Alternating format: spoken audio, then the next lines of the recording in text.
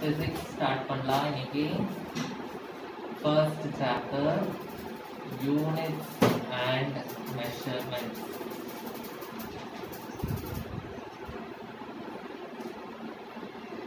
Units and measurement. First, measurement அப்படின்னா என்ன அப்படின்றத பார்ப்போம்.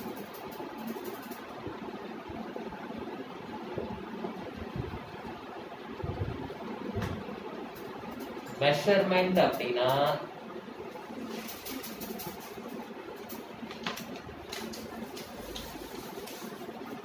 ஒரு எக்ஸாம்பிளோட நான் எக்ஸ்பிளைன் பண்றேன். இந்த மார்க்கர் இருக்கு. இந்த மார்க்கர் எவ்வளவு நீளம் அப்படின்றது எனக்கு வேணும். சப்போஸ் இந்த மார்க்கர் ஒரு 8 சென்டிமீட்டர் அப்படின்னு வச்சுக்கலாம். ஓகே, ஸோ என்னது 8ன்றது ஒரு குவான்டிட்டி, கரெக்டா? சென்டிமீட்டர் அப்படின்றது யூனிட். ஓகேவா? இந்த 8 சென்டிமீட்டர்னா அத சென்டிமீட்டருக்கு பதிலா நம்ம எதுல சொல்லலாம்? மீட்டர்ல கூட சொல்லலாம்.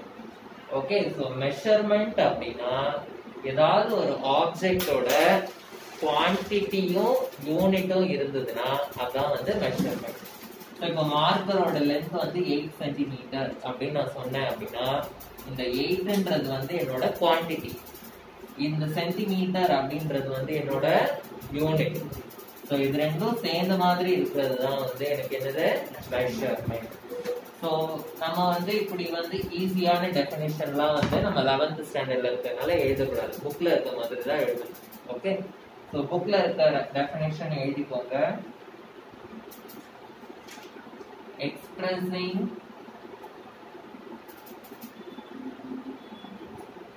anything in numbers and units. இது சிம்பிளான டெஃபினிஷன் நான் எக்ஸ்பிளைன் பண்ணது. In numbers and units இதுதான் என்னது மெஷர்மெண்ட். ஸோ டெஃபினிஷன் கேட்டாங்கன்னா இது நீங்க எழுத முடியாது, நான் இது எழுதுவேன். கம்பேரிசன்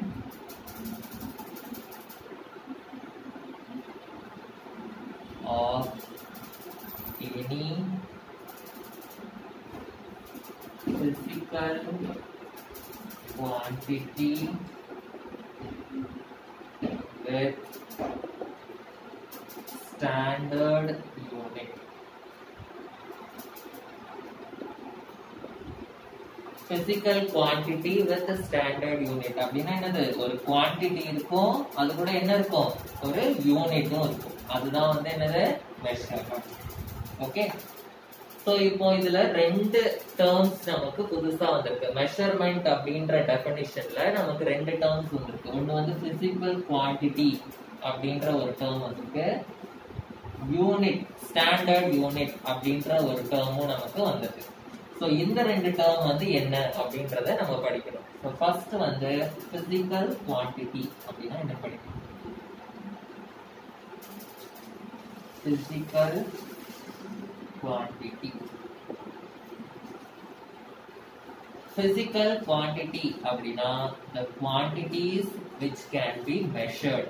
எந்தெந்த குவான்டிட்டி எல்லாம் நம்மளால மெஷர் பண்ண முடியுமோ அதெல்லாம் என்னது physical quantity.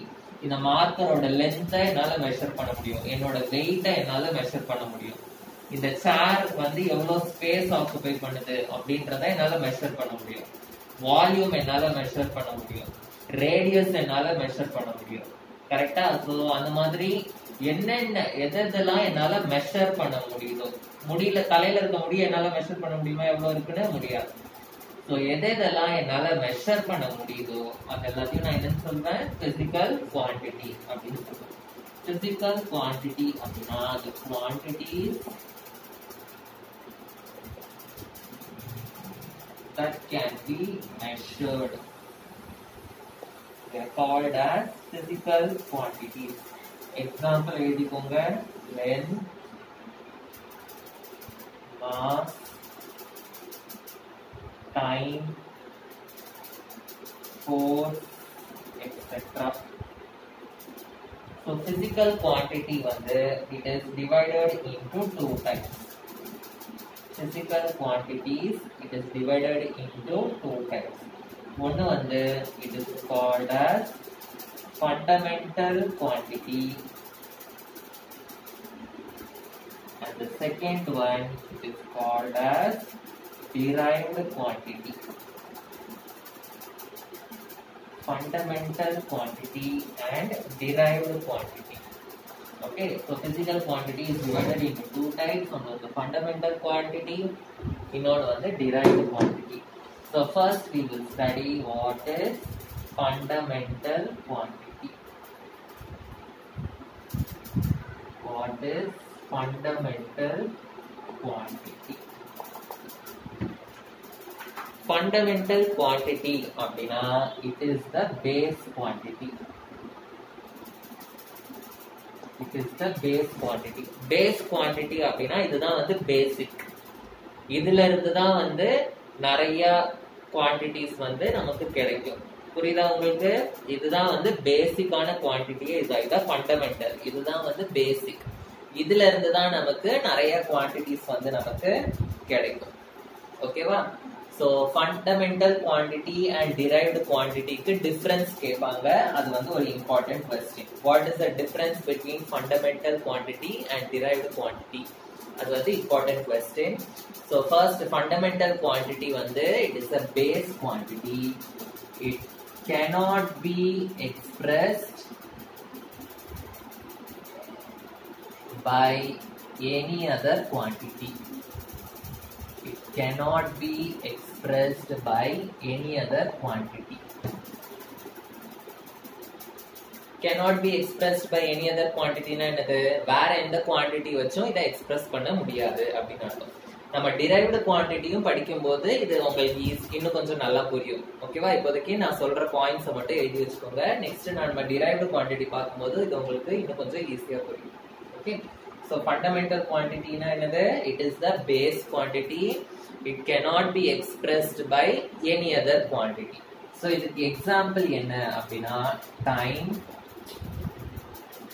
length, mass, electric current, etc. இது எல்லாமே வந்து நம்மளோட base quantities. Okay, so next வந்து derived quantities. Derived quantity. Derived னா என்னது? It is derived from something அப்படின்னு அர்த்தம். கரெக்ட்டா? So derived quantity னா it is derived from the fundamental quantity. It is derived from the fundamental. இதுதான் வந்து base. இதுல இருந்து நமக்கு கிடைக்கிற quantity தான் வந்து என்னது? Derived quantity. So it is obtained from, obtained இல்லாட்டி derived னு எழுதலாம். It is derived from the fundamental quantity.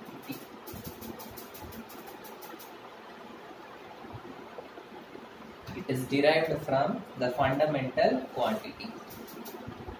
Okay, fundamental quantity வந்து it cannot be expressed by any other quantity. ஆனா derived quantity வந்து it can be expressed by any other quantity. It can be expressed by any other quantity. புரியுதா? நான் ஒரு example எழுதுறேன். இந்த example எழுதும் போது உங்களுக்கு புரியும். இப்போ ஏரியா, இது வந்து it is an example for derived quantity. Area of a square.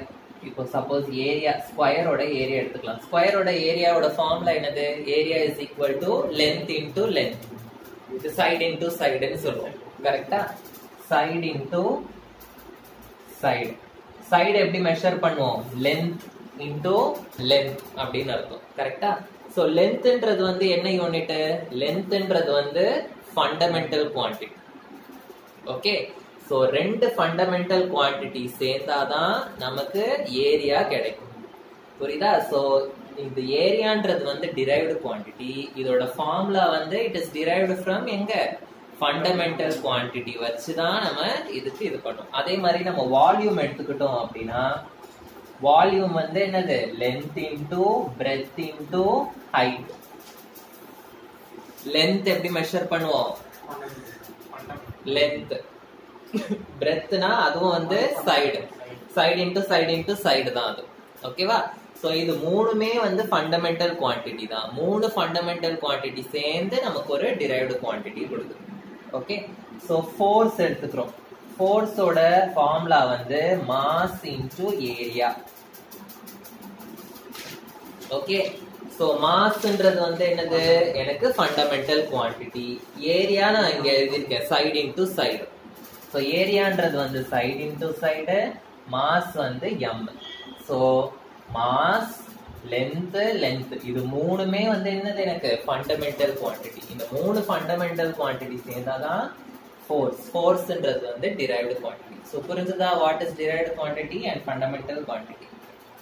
So velocity, acceleration இது எல்லாமே வந்து டிரைவ்டு குவான்டிட்டிஸ்.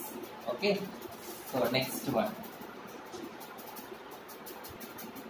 ஸோ நெக்ஸ்ட் வந்து யூனிட். யூனிட் அப்படின்னா இப்போ நான் வந்து சப்போஸ் கேக்குறேன் உன்னோட ஹைட் என்ன அப்படின்னு கேக்குறேன். ஓகேவா? யார்கிட்டயாவது ஹைட் என்ன அப்படின்னு கேக்குறேன். அவங்க வந்து என்ன சொல்லுவாங்க, 5'11" அந்த மாதிரி ஏதாவது சொல்லுவாங்க. வெறும் 5'11" அப்படின்னு சொன்னா எனக்கு வந்து என்னன்னு தெரியாது. இந்த 5'11" வந்து ஜஸ்ட் நம்பர் தான். இந்த 5'11" பக்கத்துல நான் ஃபீட்னு போட்டாதான் வந்து எனக்கு வந்து இது ஹைட்னு தெரியும். ஓகேவா? சப்போஸ் இது 5'11" சென்டிமீட்டர் அப்படின்னு போட்டேன்னா என்ன அர்த்தம், இது வந்து லென்த் ஆயிடும். புரியுதா உங்களுக்கு? சப்போஸ் இந்த 5'11" செகண்ட்ஸ் போட்டேன்னா என்ன ஆயிடும், அது டைம் ஆயிடும். ஓகே, சோ ஒரு குவான்டிட்டி வந்து எதோடது, ஓகேவா? அது ஹைட்டோடதா, டைமோடதா, மாஸோடதா? சப்போஸ் இந்த செகண்ட்ஸ் பதிலா நான் கேஜின்னு போட்டேன்னா அது என்ன ஆயிடும், மாஸ் ஆயிடும். சோ இந்த குவான்டிட்டி வந்து எதோடது, ஓகேவா? எந்த ஃபண்டமெண்டல் குவான்டிட்டியோடது, இல்ல இது வந்து ஏதாவது டிரைவ்டு குவான்டிட்டியோடதா அப்படின்றத நமக்கு தெரிய வைக்கிறது வந்து இந்த யூனிட். யூனிட் இருந்தாதான் அது என்ன குவான்டிட்டி அப்படின்றது வந்து நமக்கு தெரியும். சோ கேஜின்னு இருந்ததுன்னா அது வந்து மாஸ்ன்னு நமக்கு தெரியும். செகண்ட்ஸ் இருந்ததுன்னா அது வந்து டைம்னு நமக்கு தெரியும். ஆம்பியர் இருந்ததுன்னா அது வந்து கரண்ட்னு நமக்கு தெரியும். ஓகே, சோ யூனிட்ன்றது வந்து it expresses the quantity. Okay, it expresses the quantity. So unit அப்படின்றது வந்து it is the measurement of a quantity. அப்படி இல்லாட்டி என்ன எழுதலாம், it is used to express a quantity. It is used to express a quantity.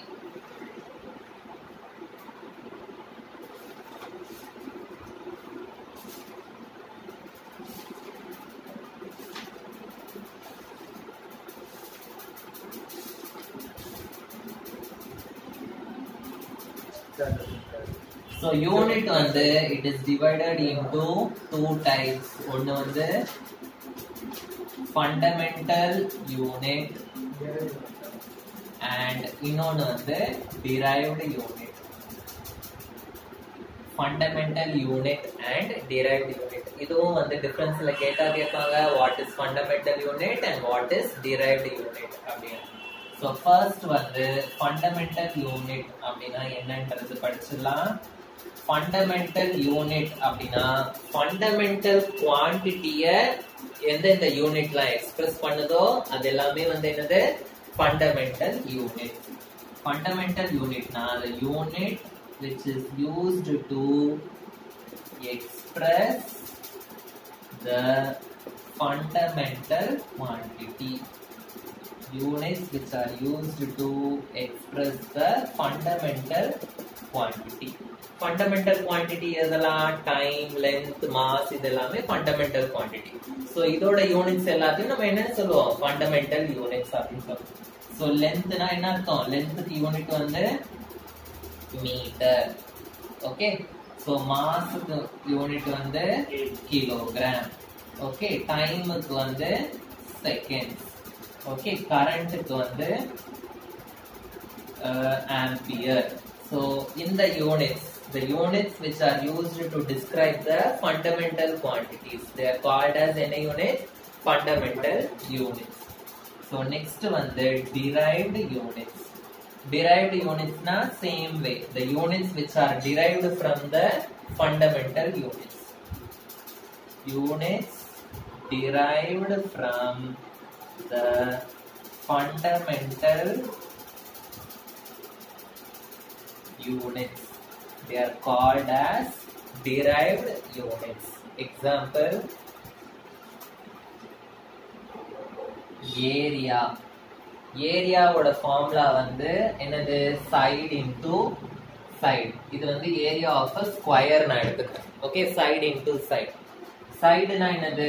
length into length அப்படின்னு அர்த்தம். ஓகேவா? So length ஓட யூனிட் என்னது? Metre. So metre into metre. So அப்ப ஏரியா ஓட யூனிட் வந்து என்னது? Metre square. சோ இந்த மீட்டர் அப்படின்றது வந்து என்னோட ஃபண்டமெண்டல் யூனிட். ஓகே, சோ இந்த ஃபண்டமெண்டல் யூனிட்ட வச்சு நம்ம மீட்டர் ஸ்கொயர் அப்படின்னு ஒரு டிரைவ்டு யூனிட்ட கண்டுபிடிக்கிறோம். Okay, so the unit which is obtained from the derived unit. Okay, so அதே மாதிரி force is equal to mass into acceleration. mass into acceleration. இது வந்து force ஓட formula. mass னா என்னது? kg. acceleration ஓட formula என்னது? what is acceleration? formula for acceleration? formula for acceleration வந்து நீங்க 9th standardல படிச்சிருக்கீங்க. velocity, acceleration, speed அதெல்லாம். ஓகே, acceleration ஓட formula வந்து velocity by time taken. Okay, velocityயும் வந்து என்னது? derived quantity தான். so velocityக்கும் நம்ம formula எழுதணும். Okay, so kg into velocity ஓட formula வந்து displacement divided by time.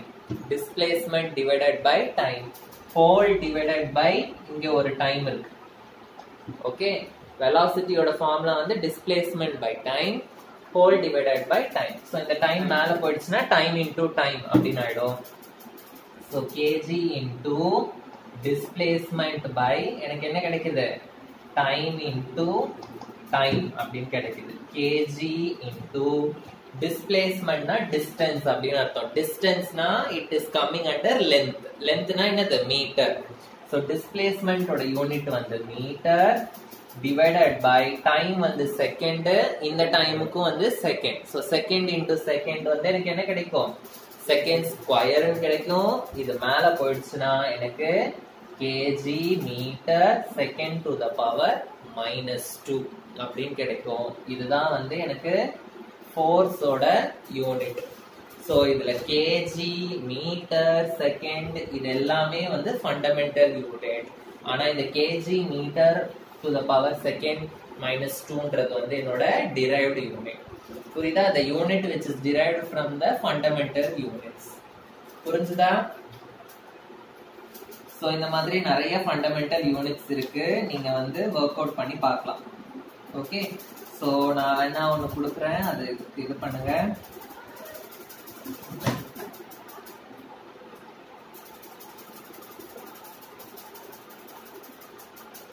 டென்சிட்டிக்கு derive பண்ணுங்க பார்க்கலாம். Unit density. டென்சிட்டியோட ஃபார்முலா வந்து மாஸ் பை வால்யூம். சோ டென்சிட்டிக்கு யூனிட் என்ன வரும் சொல்லுங்க பார்க்கலாம். நான் போடவா, நீங்க போடுறீங்களா? நானும் ஒர்க் அவுட் பண்றேன், நீங்களும் வந்து பாஸ் பண்ணிட்டு ஒர்க் அவுட் பண்ண ட்ரை பண்ணுங்க. ஓகே, சோ மாஸ்ன்றது வந்து கிலோகிராம், வால்யூம்ன்றது வந்து என்னது? Length into breadth into height, அதாவது side into side into side. So kg by இது லென்த், எல்லாமே லென்த் கீழே தான் வரும். So metre into metre into metre. So என்ன வரும்? எனக்கு மீட்டர் கியூப்னு வரும். சோ இந்த மீட்டர் கியூப் வந்து எனக்கு மேல போயிடுச்சுன்னா I will get kg metre to the power -3. இதுதான் வந்து என்னோட unit for density. Okay, so புரிஞ்சுதா? கரண்ட் டென்சிட்டிக்கு ஒர்க் அவுட் பண்ணுங்க.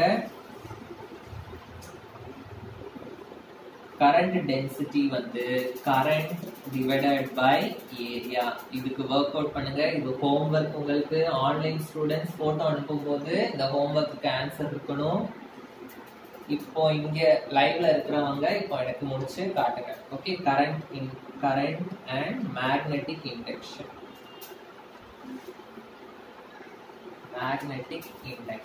மேக்னெட்டிக் இண்டக்ஷனோட ஃபார்முலா வந்து force divided by current into length. Force divided by current into length. So இது ரெண்டுத்துக்குமே எனக்கு work out பண்ணிட்டு எனக்கு ஆன்சர் சொல்லுங்க. இதோட இந்த கிளாஸ் நான் முடிக்கிறேன். So the remaining things we will continue in the next class.